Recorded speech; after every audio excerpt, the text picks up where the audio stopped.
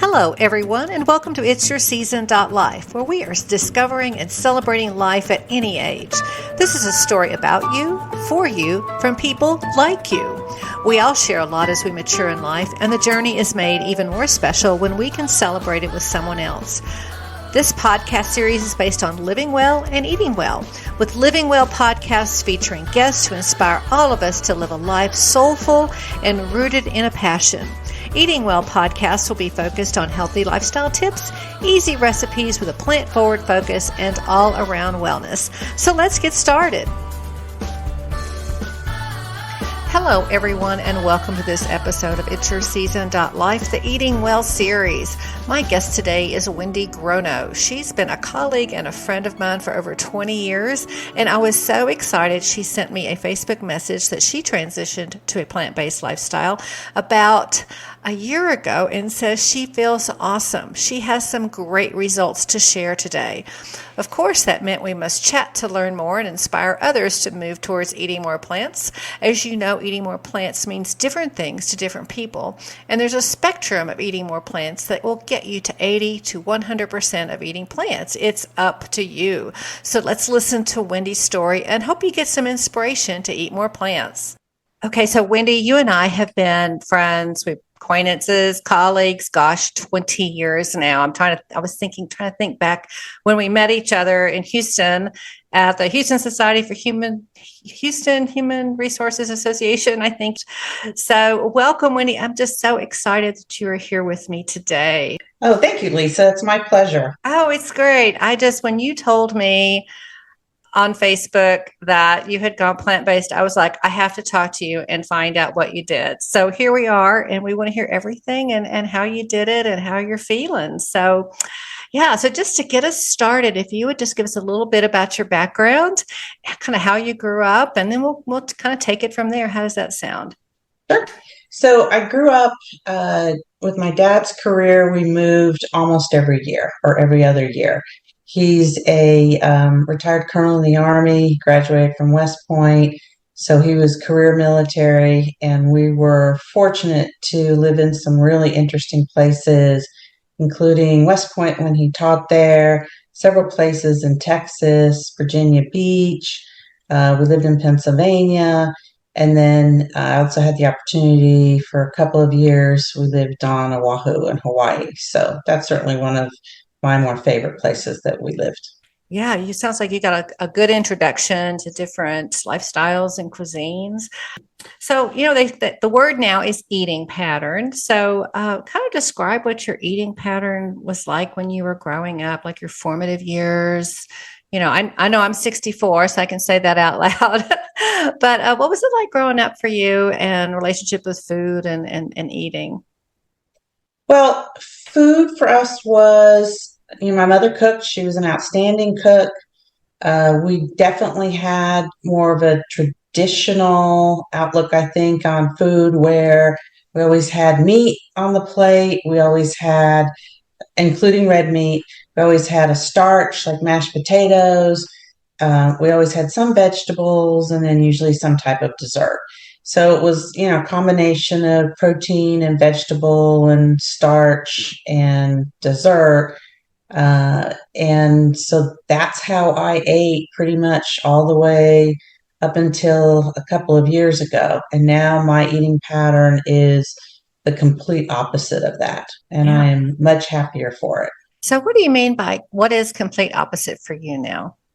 So now I'm primarily focused on, and when I say I, my husband and I, we both eat this way now because I've pushed it so hard and he loves it. And so since we cook 99% of the time, everything I do is primarily plant-based. And so I start with the vegetables first, and then I add some protein. Don't eat a lot of carbohydrates and sugar anymore.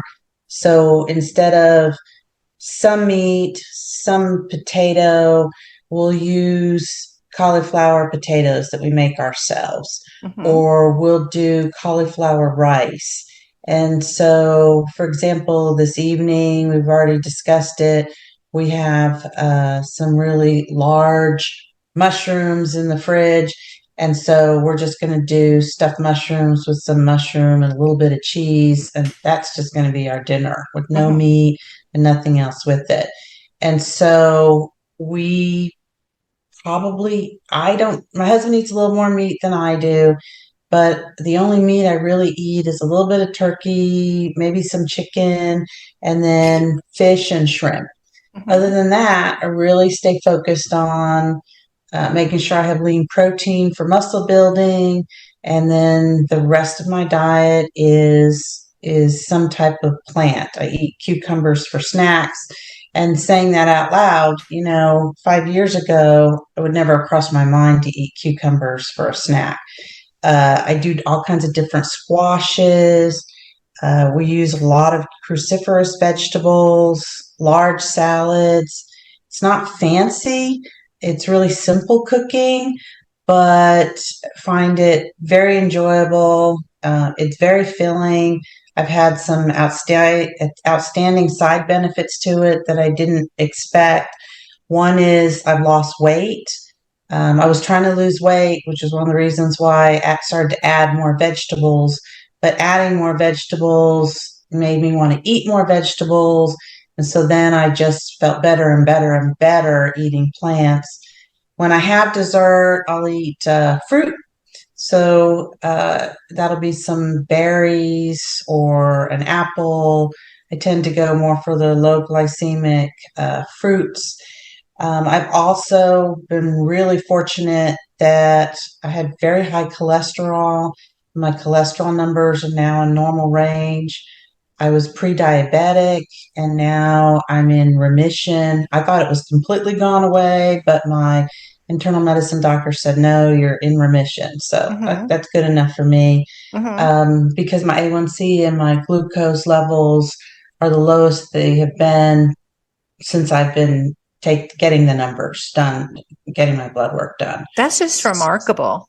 Yes. That is a remarkable story just on your health benefits. Wow. My skin looks good. I feel better.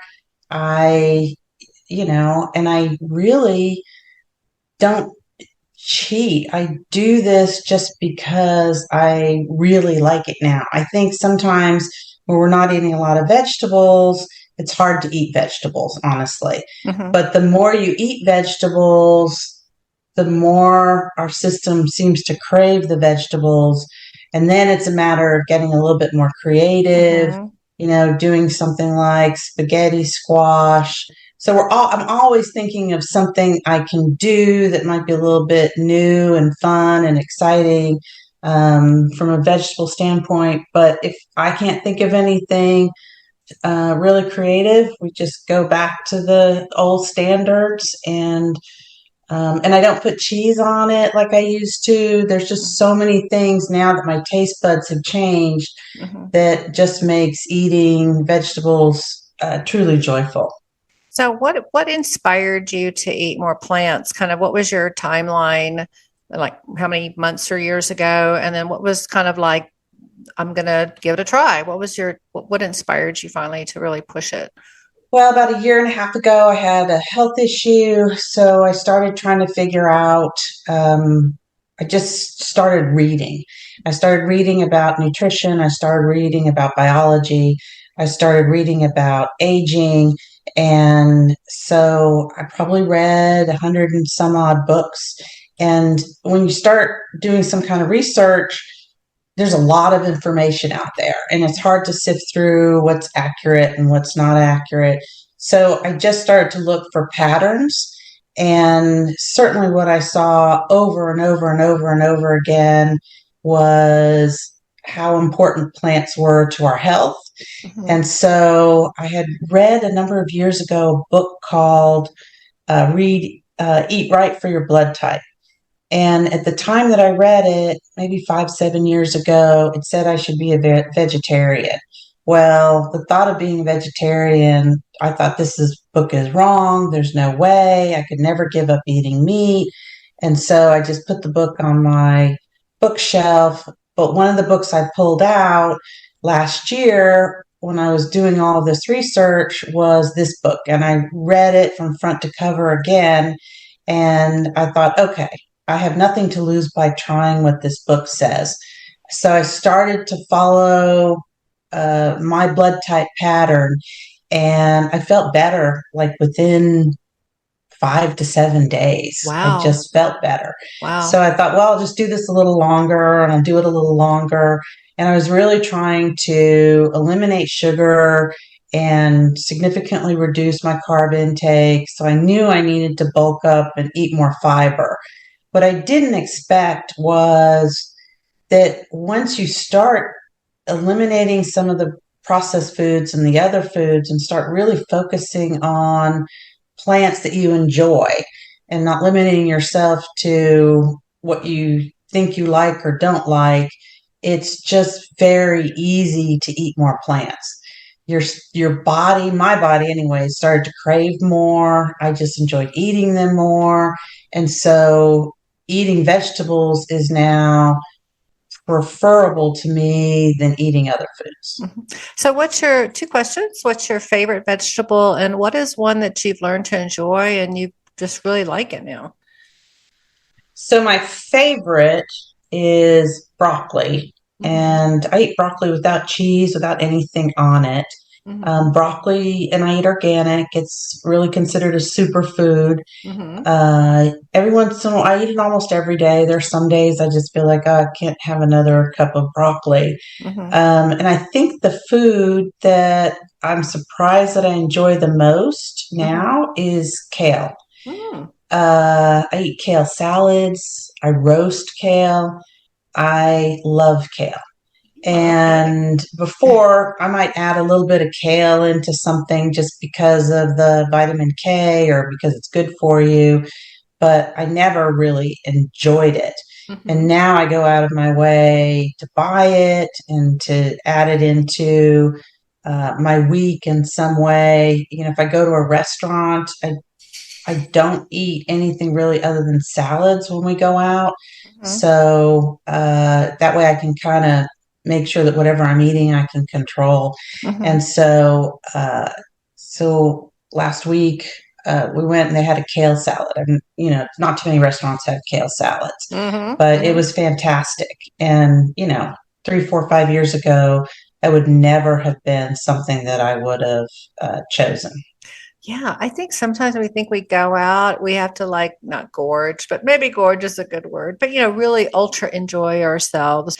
And switching is we make the change to plant. It's really interesting when you go out now is to find enjoyment in other ways, but it's kind of a mind bender actually, don't you think? Yes, and it does make going out to eat harder. Hmm. I do look at the menu before we go to make sure there's Hmm. something that I can order Hmm. that's plant-based. And Hmm. so, you know, I order asparagus, which I love, and a lot of Hmm. times it's made really well in a restaurant. You know, I try to find things that are green options before we go Hmm. because I don't eat the other food anymore. Hmm. I like to tell people there's like this spectrum of being plant-based, that it's not as restrictive. Like you don't have to be vegan, you can be vegetarian, you can be Mediterranean, you can be, keto, plant-based, as long as you're really focusing, as you said, getting your plants first. And then the others are add-ons almost. As people make this change, some people want to go cold turkey. Some programs have you, clean out your pantry and start fresh. What seemed to work for you? Because I think the challenge is as each of us tries to add more plants, we figure out kind of what our pattern is and what's going to work. What worked best for you for, say, the first week or 2 weeks when you were making the transition? It took me a while. I would say a lot longer than a week or two. I would say probably a couple of months Sure, sure. because I was trying to not eat sugar and carbs and really eat more plants. So I set myself kind of a minimum of 4 to 6 cups a day. And Nice. so by setting a goal of how much to eat, and I wasn't very varied at that point. It was really just a matter of getting the fiber into my day. And so as I added more and ate more, I felt better. I enjoyed it more. And then it became less of a forced choice and more of a lifestyle that I enjoy. Oh, I like that. I like that. Not a forced choice, but your personal choice. You figured out what works for you. I always tell people, I particularly am from the South, but I don't really like collard greens and okra, but there's, 30,000 other plants and nuts and seeds and vegetables and fruits to choose from. So it's okay if there's a couple that are your cup of tea. So you said your husband is primarily plant-based as well. So tell me about, as you went through this, we get this question a lot as far as family support, trying to go it alone. What was it like for you in regards to your social support for this? Well, our children are grown, so there wasn't any pressure from that direction, trying to get people other than he and I to eat. Now, he still does eat meat. He eats more than I do because I just don't enjoy it that much anymore. I'll eat chicken, fish, shrimp, and turkey, and that's kind of all I'll eat. But he still eats pork and steak, but we still eat big bowl of vegetables or salad or, he actually is probably a better cook than I am. So he will go out of his way to make stir fry. We use cauliflower rice. We don't eat rice at all anymore and haven't for quite a while. We really don't eat bread. Obviously every once in a while we have a little bit of a treat, but it's not a daily thing, which I think it was before. Carbs and sugar was kind of part, and meat was part of our life. That it's a small part now instead of a larger chunk of it. So he is super supportive, but I think because also his numbers on his blood work and everything has come back to the point where his doctors look at him and go, why are you even here? And I 100% credit that to the increase in plants and daily exercise. So how much would you say, what percent, like if you cut your meat intake by half, or, I would say I'm 80% vegetables, 80% plant-based now, so probably 20% with a little bit of, with lean protein, which you need for your muscles, and a little bit of carb, because life is not worth living without a little bit of carb.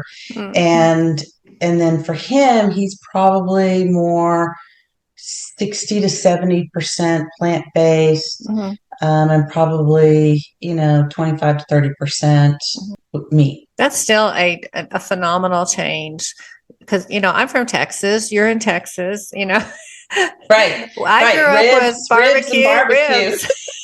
Yeah, it's it is meat country, and exactly to really find things that are plants first and some even meat as a secondary, it's really hard sometimes, and it's a mind bender when that's not just Texas culture, but standard American diet is high carb, high meat, high cheese, high dairy, and then you're like, but I want to eat some kale. Right. Which I will tell you, it wasn't that long ago that was not the way I was thinking at all. Yeah, me too. If anybody told me I'd be sitting here 5 years down the road talking about eating more plants and less meat, I would have said. In fact, I remember telling the cardiologist in Houston when he gave us all our books, you will never get me vegan or plant-based, or I like to cook too much. But, it's entirely possible to make delicious meals and much more nutritious with a lot of plants. And it's such a mind bender. I wish I had done it sooner. I wish I had understood how important it was a lot sooner. I've really never had a physician tell me, eat more plants, eat more fiber. It was really my sitting down and reading and researching to understand how critical the ingredients and plants are to our overall good health. Right. I mean, they just give us phytonutrients, and there's so much now on diverse plants and your gut microbiome.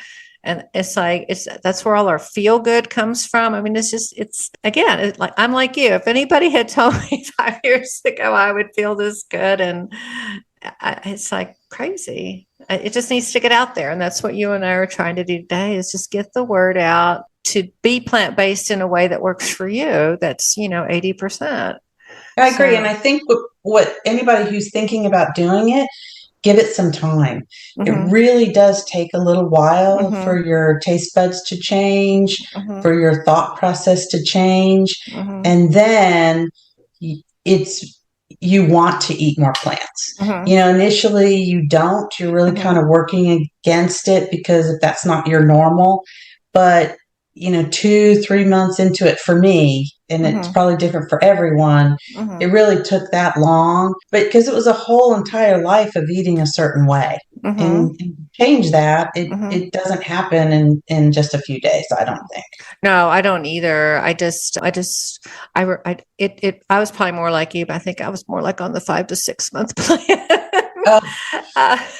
But partly too is, we had a lot of meat and fish and things in the freezer to eat up. And I looked at my pantry, and I did the forks over knives class, and that is a hardcore, take everything out, start all over. Okay, I'll do that.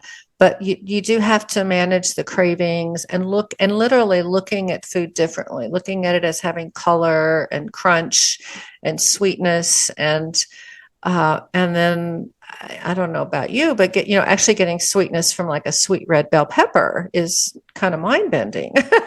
Yes. Now I actually do find some fruits like peaches too sweet, which is shocking, because who would have thought that fruit would be so easy to replace cookies or cake or anything else along those lines.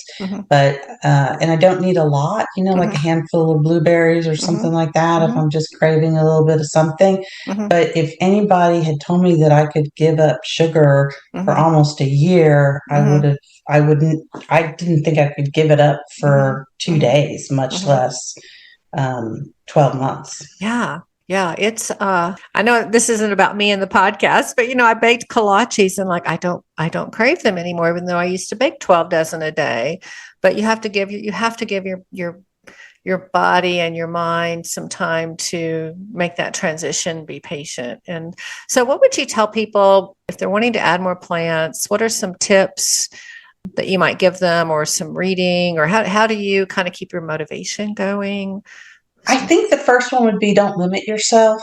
I think what I did is I only felt like I only liked a handful of plants, and I'd really never even heard of like chayote squash, and I eat that now. I'd never made a butternut squash and roasted it in the oven, and we do that now. So just, maybe get a couple of cookbooks and read through them and find some things that look interesting and try them. And I felt like I had a very narrow window of plants that I could eat. But once I opened that window up and realized, there's more than 6 plants, and just started to try different things. And sometimes they're successful and sometimes they're not. But then I have more options to choose from, so I don't feel so limited in what I'm eating day in, day out, week in, week out. What is an example of your breakfast? So breakfast, I might do egg whites with some greens in there. I might do a smoothie with some greens in there.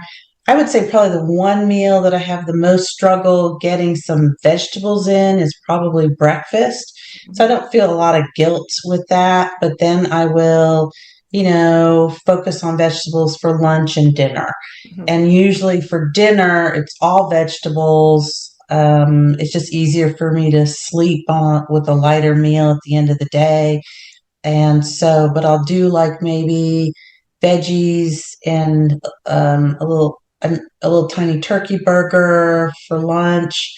And so breakfast is the one meal of the day. Although one thing I have made is like a zucchini casserole, and that warms up really well for breakfast. So breakfast is more, egg bites. We make egg bites from scratch and put different vegetables inside of them. So I still kind of have a little bit of a mental block with breakfast and vegetables. Mm-hmm. So I don't know if you have some suggestions on some things that you do first thing in the morning. I kind of rotate because I'll rotate oatmeal and then chia seed pudding and then kind of a whole grain cereal. So I'll rotate those. And every once in a while I do flex off for eggs that I know where they came from. Kind of picky about my eggs. Yeah, I'm going to eat them. I better too. know where they got them from. But I tend to go, and then on Sunday mornings we always might make sourdough. So we do avocado toast. But generally, and then I do a spinach, mango, banana, flaxseed smoothie. So there's something about that spinach, banana. I have so much energy after I do the spinach, banana, mango, flaxseed smoothie. It's something about getting spinach in. I don't know why. It just that sounds amazing. And I do flaxseed in my salads or in my smoothies. I love the ground flaxseed. Yeah, so it's just another way. I can't remember which omega-3, omega-6 one of those you get with your ground flaxseed. So so that's my breakfast tip because I like to eat and have some variety. And so you're right. I think the only time I get a real vegetable in is with the spinach. Otherwise, it's a grain, a nut, a seed, or a berry, kind of in that category. So I so appreciate you sharing today. What closing thoughts might you have for those who are interested in challenging, I don't want to say challenging themselves, challenging, moving towards more plants in their eating pattern? How does that sound? I think you'll be amazed at how positively it will impact your overall health and both mental and physical. Yeah. The nutritional value, the more I study it, and I still study it on a regular basis, what's in plants and what you're getting. Plant is medicine. Plants are medicine. And so every time I look at different plants, I look at it as medicine.